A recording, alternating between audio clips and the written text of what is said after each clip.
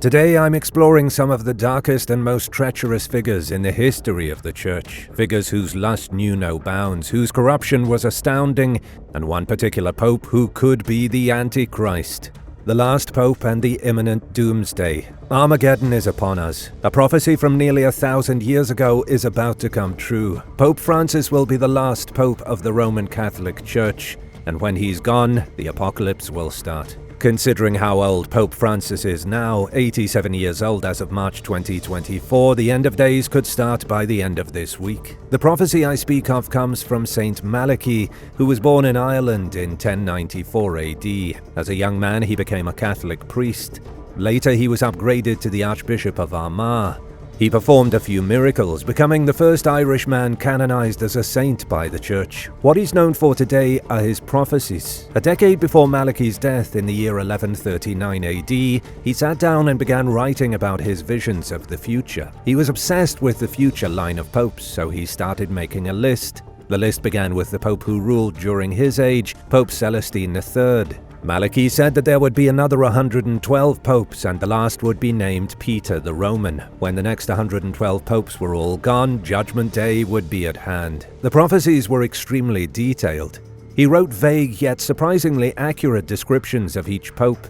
The Church was so frightened by his prophecies, which seemed like black magic, that they tried to bury them. It wasn't until 1590 that Malachy's prophecies were revealed, and by then he had already accurately predicted almost 5 centuries of popes. As of right now, each pope has been confirmed, even if sometimes the connection is a little strained. For example, Malachy predicted that the 5th to last pope would be a flower of flowers. In real life, the 4th pope before Francis was Pope Paul VI. He was only connected to the prophecy because his coat of arms happened to have some flowers on it. It's still confirmed, but just barely. The prophecy for the final pope makes him out to be the Antichrist. Malachy said that the 112th pope would feed his flock amid tribulations, with the last pope being the embodiment of the false prophet. This suggests that Pope Francis is the Antichrist. There have been a lot worse popes in history, some of which you're going to learn about later in the video. Nothing about Francis seems particularly devilish, other than that he was recently caught wielding a pagan staff. For more info on that, check out my recent video on satanic symbols in the Church. Francis is also quite progressive. If he is the Antichrist who will usher in the end of times, we won't know until he's passed on. And now for number 10. But first I wanted to give a big shout out to Edwin Pina and Yay Publishing. Thanks so much for watching and supporting OE. If you're new here, be sure to subscribe and join the family. The Vatican's resident exorcist. At any given time, an agent for the Church is somewhere in the world performing an exorcism. Most people don't know this, but the Vatican has a small army of priests who are specially trained to expel demons from possessed people.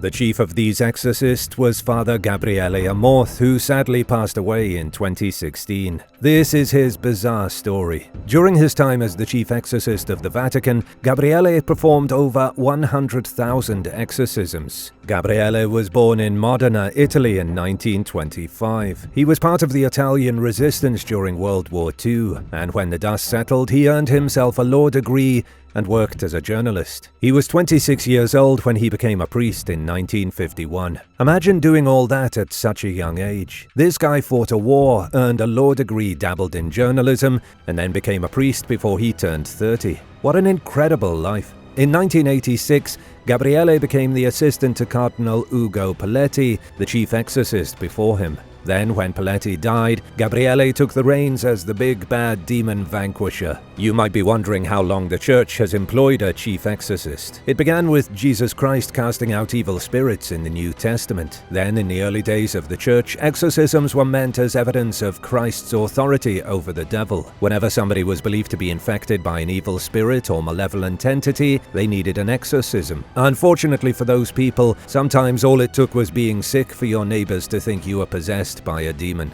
Exorcisms were exceedingly popular until around the 1600s. They started to fall out of favor, although the Protestants still performed them fervently. Exorcism started making a comeback recently in the 20th century. In 2017, Pope Francis said that priests shouldn't be afraid to call in an exorcist whenever they feel that it's necessary. Do you think you might need an exorcist? If so, apparently all you need to do is call your local priest. But in almost all cases, exorcisms aren't necessary. Gabriele Amorth claimed that 98% of his patients needed a psychiatrist instead of an exorcist. Only 2% of people he saw were truly possessed by a demon, and it was his duty to cast them out. You might be surprised to learn that exorcisms are becoming a big problem in the United States of America. In 2022, a young girl died at a Pentecostal church in San Jose because of a botched exorcism. It was a horrific tragedy, in part because the victim, Erily Naomi Proctor, was only 3 years old. Her grandfather and mother both thought she was possessed by a demon, only to have the child perish during the exorcism. In 2008, a monk was sentenced to 7 years in jail for the murder of a young nun who was killed during a forced exorcism ritual. The nun's name was Irina Cornici, and she was only 23 years old. She was bound in chains and was tied to a giant cross. She was then denied food and water until she died of dehydration. These kinds of things happen all the time, all over the world. The exorcists are almost always the ones responsible for the deaths of the people whose souls they're supposedly trying to save. The Inquisition. It wasn't that bad. The Vatican released its own research claiming that the Inquisition wasn't as bad as everyone says it is. You know, the Inquisition, with the burning and the screaming and all the "she's a witch" nonsense. Sure, some people were burned at the stake, but according to documents that the Vatican released from their own archives, it wasn't that bad. The number of Muslims, witches, scientists, and Jews who were murdered between the 13th and 19th centuries is apparently pretty low. But should you believe what the Vatican tells you? That's totally up to you. Just keep in mind that the documents they released came from what was essentially an internal investigation into centuries of their own wrongdoing. Some historians are convinced that millions of people died during the Inquisition. However, nobody knows any exact numbers. Estimates of the Spanish Inquisition alone range from 30,000 to 300,000. Professor Agostino Borromeo, the man behind the Vatican's 783-page report, said that those numbers are wrong. Vatican records supposedly prove that only 1% of 125,000 alleged heretics were executed. That would bring the death toll from around 300,000 to only 1,250. Maybe the Inquisition wasn't that bad after all. Or maybe the Vatican is lying. The Church claims that torture during the Inquisition was only allowed for 15 minutes at a time, and only in the presence of a doctor. How very humanitarian of them. However, the Church did admit that there could have been thousands of executions carried out by non-Church tribunals. The Church as an entity was only responsible for a handful of horrible deaths. I will admit that in the last few years there have been more and more reports coming out that the Inquisition wasn't as violent as people think. The Inquisition could have evolved over time to become this huge evil thing when, in reality, it was only a small evil thing. But I'm not done with the Inquisition yet. Keep watching to learn how the Inquisition was formed and who the evil popes were behind its creation. Saint Mary of Egypt. Of all the saints in Christian history, none was more lustful than Mary of Egypt. She was so promiscuous that even by modern standards she would be considered a little much. Mary was born around the year 344 AD. When she was only 12 and the other girls were going to school, she left her home and journeyed to Alexandria. The city was only 6 centuries old, founded by Alexander the Great in the 4th century BC. And for the next 17 years, Mary worked as a prostitute. They do say that it's the oldest profession in the world. After 17 years, Mary decided to go on a pilgrimage to Jerusalem for the feast of the exaltation of the Holy Cross. But Mary didn't have any holy reasons for going. She embarked on the journey because she was dreaming of new opportunities to gratify what had grown into an insatiable lust. Mary wasn't a prostitute out of necessity, but because she loved it. When Mary arrived in Jerusalem, she continued leading a sin-filled life. Mary can't be entirely at fault, though. She couldn't have sinned by herself, making the hundreds of men who laid with her equally as sinful. Here comes the turning point. When Mary tried to enter the church where the Holy Cross was venerated, she was blocked by an invisible force. She tried to enter 3 or 4 times, only to be greeted by some sort of energy barrier. She sat down in the corner of the churchyard where she suddenly felt remorseful for the wickedness of her life. Mary then burst into tears. Mary wasn't necessarily an evil woman. She just did things that Christians didn't like. When she sat with her own actions and tears streaked her face, she felt remorseful for the first time. Her life was changed forever, and by that night, she had received Holy Communion. The next day, she wandered east into the desert and spent the next 47 years living on shrubs and herbs. Mary of of Egypt story is supposed to be a cautionary tale of how a woman can change her life if she finds herself corrupted by lust. Others, however, have interpreted the story as just another way for the church to wield control over women. The Pope and the dictator. What did the Roman Catholic Church have in common with fascism in the 1930s? They both wanted to exterminate the Jewish people. Did you know that Pope Pius XI had a close relationship with Italian dictator Benito Mussolini? In the 1930s, the Pope told Mussolini that the Church needed to rein in the children of Israel and take protective measures against their evil-doing. The Pope admitted that the Church wanted to control the children of Israel, aka the Jews. There may have been some differences between the Vatican and the fascist regime of Mussolini, but their disdain for Jews was shared. Even after Pope Pius XI died in 1939 and was replaced by Pius XII, the Church did little to stop the Holocaust. Many believe that they were even complicit in Hitler's final solution. You may have heard about Hitler and the Pope before, but today I want to focus on the Pope before the war. Pius XI, born Achille Ratti, was formerly a librarian and mountain climber. He became the Pope in February of 1922, and 8 months later, Mussolini came into power. For the next 17 years, Mussolini controlled Rome and Pius controlled the Vatican. Throughout that whole time, they only ever met once. But they communicated back and forth a lot. They used ambassadors and letters to maintain correspondence. Many of their exchanges are still around, giving an account of what the two leaders talked about. Before Mussolini came into power, he had earned himself the nickname the Priest Eater. His fascist squads were notorious for beating up clerics and ambushing Catholic youth. But this all changed once Mussolini had control. He realized that instead of beating up the church, he could use it to his advantage. Italy had only just managed to separate itself from the church. They enjoyed 2 generations of secularism before Mussolini. All of a sudden, crucifixes were installed back in courtrooms and classrooms. Mussolini went from beating up priests to working with the Pope to turn Italy back into a Catholic state. This was all being done for purely selfish reasons. Sure, Mussolini helped the church fight heresy. He banned Protestant books, but he also required that school children pray to him as if he were a god. Priests were forced to march through Rome, laying wreaths on monuments to fascist heroes instead of upon Christian shrines. Mussolini was really trying to reinstate the Roman Empire. When Mussolini invaded Abyssinia and started a genocide, the Vatican backed him up. Instead of denouncing the genocide, they declared it a holy war. All the while, the Vatican was becoming more anti-Semitic, and by the time Pius XI died, the stage was set for the Vatican to silently watch the Holocaust unfold. Vatican Cardinal found guilty. The Vatican is at it again, this time with a cardinal being sentenced to 5.5 years in jail for embezzlement. Looks like the corruption still hasn't ended in the church. This was one of the biggest criminal trials in Vatican history, and very few people knew it was even happening. The cardinal was sentenced to jail less than 3 months ago. It happened at the end of the year in 2023. Angelo Beccio, the former advisor of Pope Francis, was the highest-ranking church official to ever stand trial in front of a Vatican criminal court. Angelo almost became Pope instead of Francis. He was in the running for Pope, but now he's in jail. He and 9 other defendants were put on trial over accusations of financial crimes. The other defendants included financiers, employees of the Vatican, and lawyers. The trial was focused on the purchase of a luxury property in London worth somewhere around $600 million. Yeah, that's more money than most people could ever dream of having.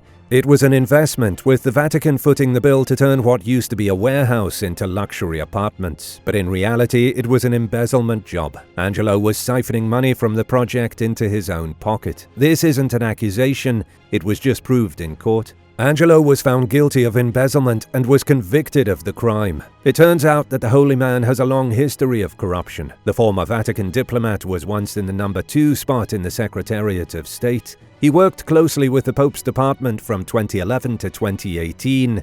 Then he wound up in the department dealing with the creation of new saints. If you've ever wondered why certain people are turned into saints, it's because of guys like Angelo. He was fired by Pope Francis in 2020 for nepotism. There was an inquiry over about $200,000 of cash that was donated from the Vatican but supposedly went into his brother's pocket. Angelo's brother ran an organization to which the Vatican donated money to as a charity, but it was all allegedly one big fraud. The truly amazing part is that all of this craziness is happening right now. It's not something from the Middle Ages. Angelo was just convicted. What do you think is the solution to get the corruption out of the Vatican once and for all? Let me know in the comments down below. The villains of the Inquisition.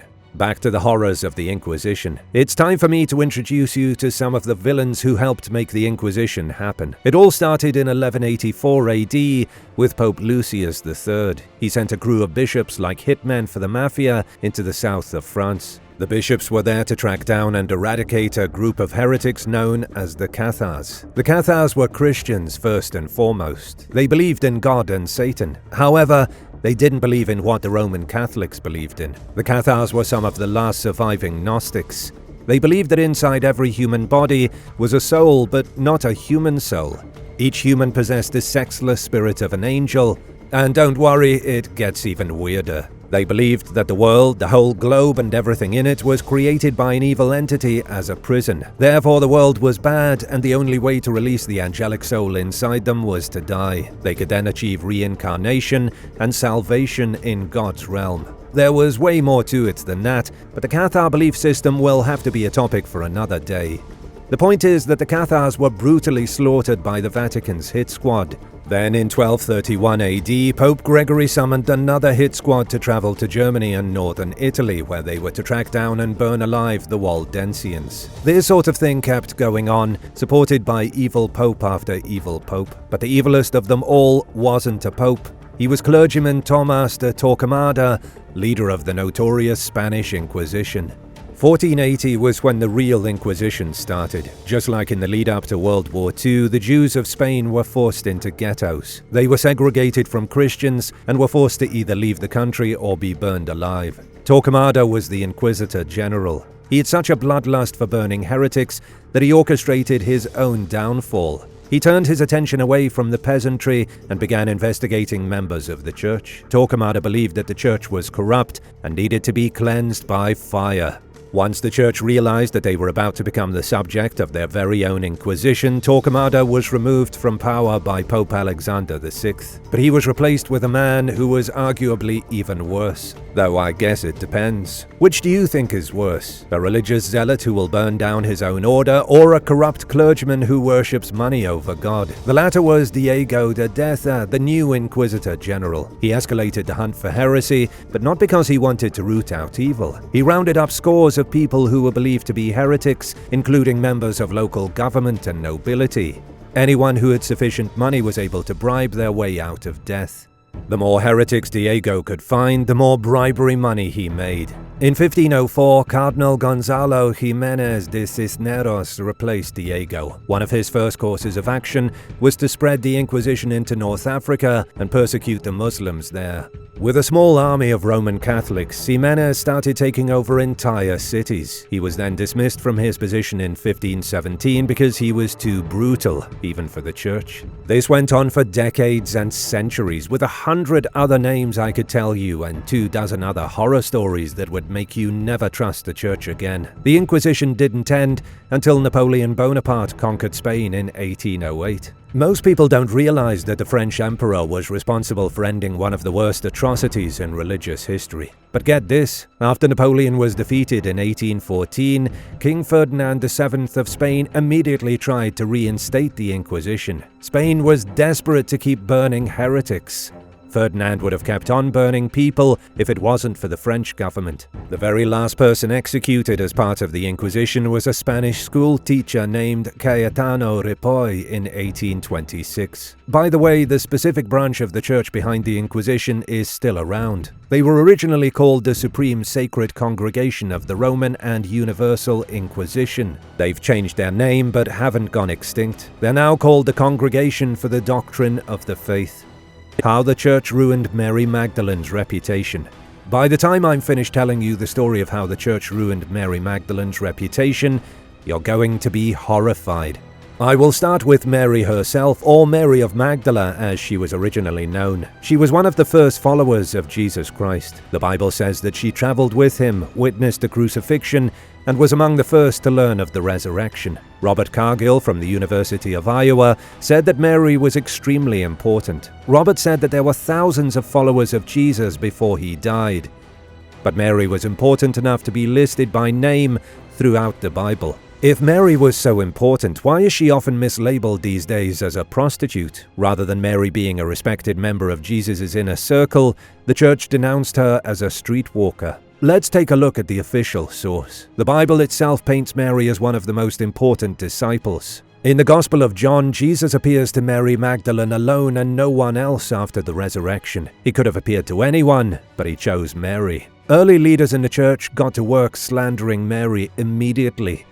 They purposely conflated her with other women in the Bible, such as the unnamed woman who washes Jesus' feet with her tears. They also purposely conflated her with Mary of Bethany, who appears in the Gospel of Luke and is called a sinful woman. In 591 AD, Pope Gregory the Great made an official statement saying that Mary Magdalene and Mary of Bethany were the same person. By turning Mary into a prostitute, the church made sure that she couldn't be seen as a leader, and she definitely couldn't have been Jesus' wife. This isn't about one evil figure in the church. It's about a theme of evil that has pervaded the Vatican since its inception. It wasn't until 1969 that the church officially admitted that Mary Magdalene wasn't a prostitute.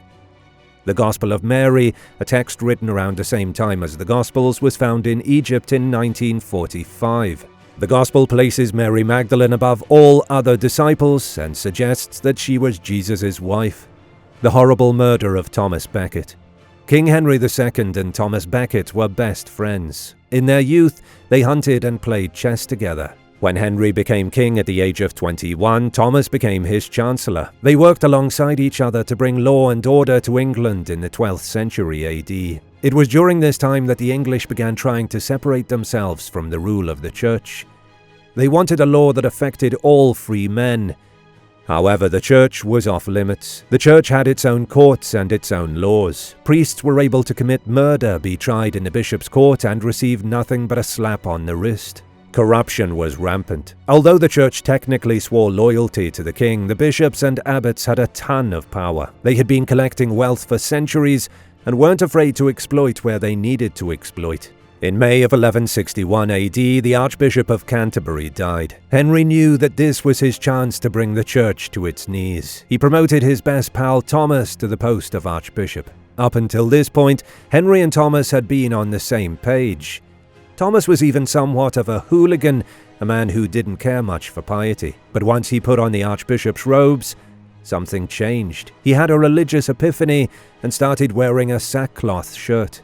Henry's plan was ruined. He thought Thomas would help him change the church, but suddenly Thomas was defending the church. He said that it was above the law and that he wouldn't bow down to Henry's demands. This resulted in Thomas being exiled to France for the next 6 years. But after things cooled down, Thomas was able to return to Canterbury. On Christmas Day in 1170 AD, he excommunicated a bunch of bishops. This bothered his old friend Henry, who may or may not have ordered a group of his knights to assassinate Thomas on December 29th. Before the high altar of the Canterbury Cathedral, Thomas Becket was killed in a brutal fashion. However, in an ironic turn of events, Thomas's death made him a martyr. Canterbury Cathedral became the centre of Christian pilgrimages in England. That was until the English Reformation of 1540. King Henry VIII ordered Thomas's bones to be destroyed, and all mention of his name was scrubbed from history. The warmongering Pope Paul IV. Pope Paul IV was not the worst pope in history, but he definitely wasn't the best. He only ruled the Papal States for 4 years, between 1555 and 1559. He went down in history as being a warmonger and a major anti-Semite. He was born under the name Gian Pietro Carafa. He started his career as a bishop, moved up to Archbishop of Naples, and was then elected Pope. Paul expressed a strong opposition to the Protestant movement. He helped establish an Inquisition, and he was incredibly racist. Pope Paul forced all the Jews living in Rome to wear a yellow hat and move to the ghetto. It was like the armbands the Nazis made Jews wear in the 20th century, only ugly yellow hats. For 300 years after Paul was dead and gone, the yellow hat rule stuck around. The Jewish ghetto he established wouldn't be torn down until 1888. As you can likely gather already, Paul was a cruel man. He was also vengeful and abusive, and utterly hated by the Spanish. When France signed a 5-year truce with Spain in 1556, Paul was furious. He secretly tried to convince King Henry II of France to join him in an invasion of Spain.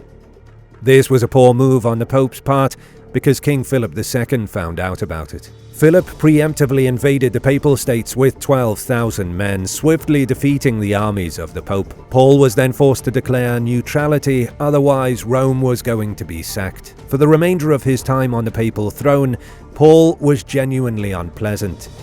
He cut off Michelangelo's pension and ordered that his paintings be changed. He wanted the nude figures in the Last Judgment and in the Sistine Chapel to be covered up. Michelangelo refused, and there wasn't much the Pope could do.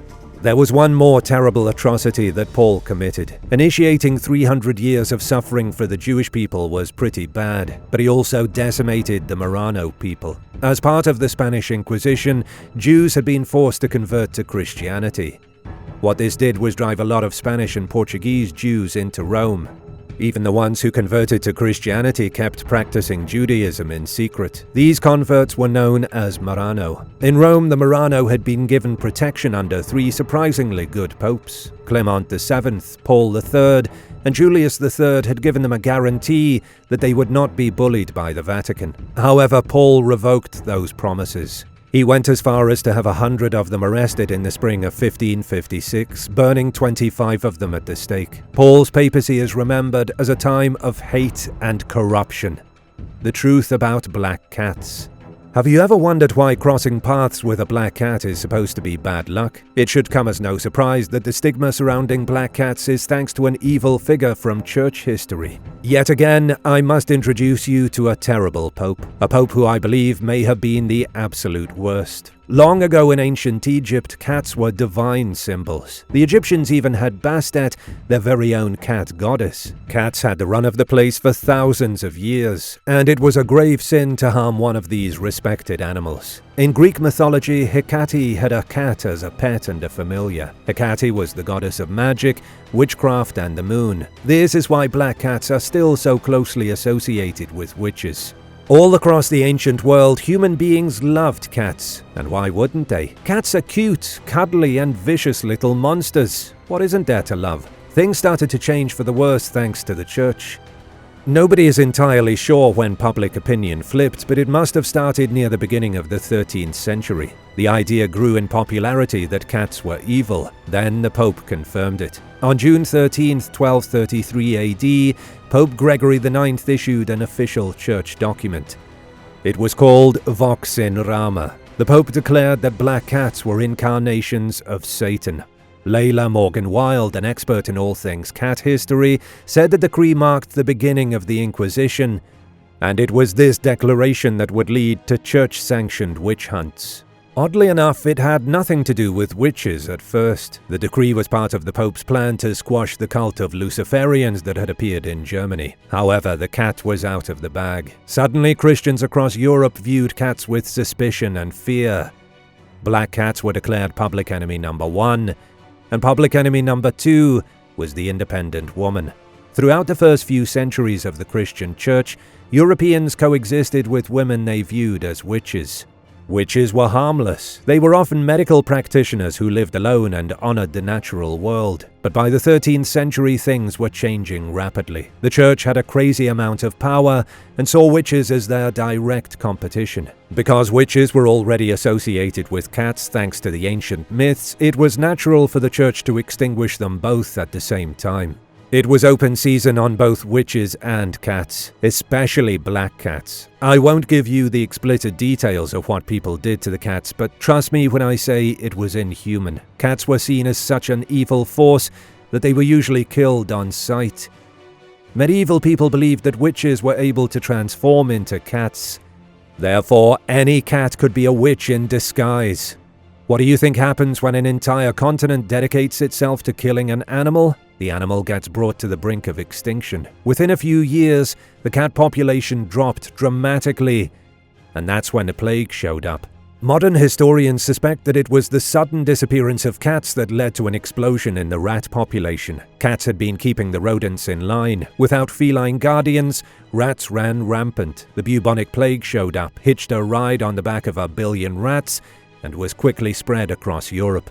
Pope Gregory IX was, at the very least, partially responsible for the Black Death. His religious call to arms against the scourge of cats resulted in the spread of the bubonic plague. Nobody knows exactly how many people died, but it's been estimated that anywhere between a quarter and a half of all Europeans passed away. That would make Pope Gregory the greatest mass murderer of all time. Which historical figure from the church do you think was the worst? Let me know your thoughts in the comments down below. And if you enjoyed this video, be sure to leave a like and subscribe to the channel. Thank you so much for watching, and we'll see you in the next one. Bye.